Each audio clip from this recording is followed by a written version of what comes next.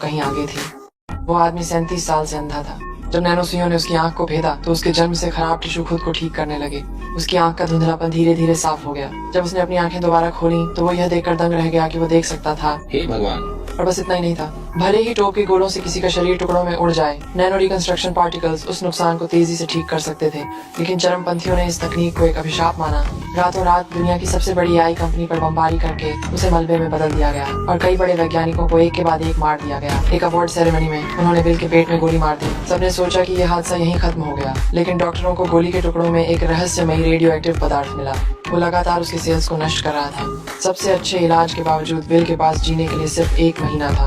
अपने दुख में मुझे एक अजीब एक्सपेरिमेंट याद आया। किसी ने एक बार एक बंदर की चेतना को कंप्यूटर डेटा में बदल दिया था। अगर हम विल के दिमाग को एक कंप्यूटर में अपलोड कर पाते तो शायद वो एक वर्चुअल दुनिया में जी सकता था। मैंने तुरंत अपने दोस्त मैक्स से संपर्क किया ताकि वो चुपके से एक्सपेरिमेंट शुरू कर सके। जब मैंने विल को अपने प्लान के बारे में बताया तो वो बिना किसी झिझक के मान गया।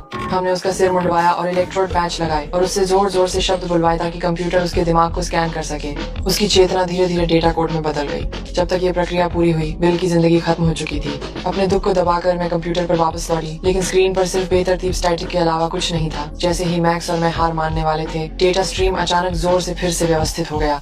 विल की वर्चुअल इमेज उस कोड से उभरी और उसने मुझे वही जानी पहचानी मुस्कान दी। डेटा एक आकाशगंगा की तरह बरसने लगा और उसका डिजिटल रूप खुद को दोहराने और अपग्रेड करने लगा। मैक्स उछलकर खड़ा हो गया। उसने बताया कि यह सिर्फ चेतना की नकल नहीं थी, ये एक एआई का जागरण था। जब विल ने इंटरनेट से जुड़ने का प्रस्ताव रखा तो मैक्स ने इसका सख्ती से विरोध किया। उसे डर था कि अस्थिर कोड एक तबाही ला सकता है। मैंने गुस्से में उसे बाहर निकाल दिया। बाहर जाओ। मैं नहीं कर सकती। बाहर जाओ। तुम ऐसा कह कैसे सकते हो? बाहर जाओ। मैक्स निराश होकर घर जा रहा था जब चरमपंथियों ने उसे पकड़ लिया।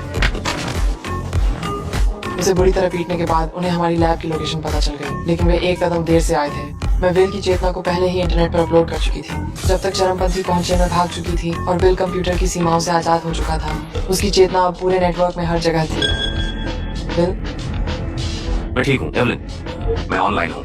हमारे लिए एक सुरक्षित ठिकाना खोजने के लिए विल ने ऑनलाइन वित्तीय खामियों का फायदा उठाया और मेरे अकाउंट में करोड़ों डॉलर ट्रांसफर कर दिए। उसने हम पर हमला करने वाले चरमपंथियों की प्रोफाइल भी पुलिस को भेज दी। पुलिस ने तेजी से कार्रवाई की और उन सभी को गिरफ्तार कर लिया। बाकी बचे चरमपंथियों ने अपने रिकॉर्ड नष्ट कर दिए और पहाड़ों में भाग गए। इस बीच विल ने मुझे एक दूर दराज के गांव में जमीन खरीदने का निर्देश दिया।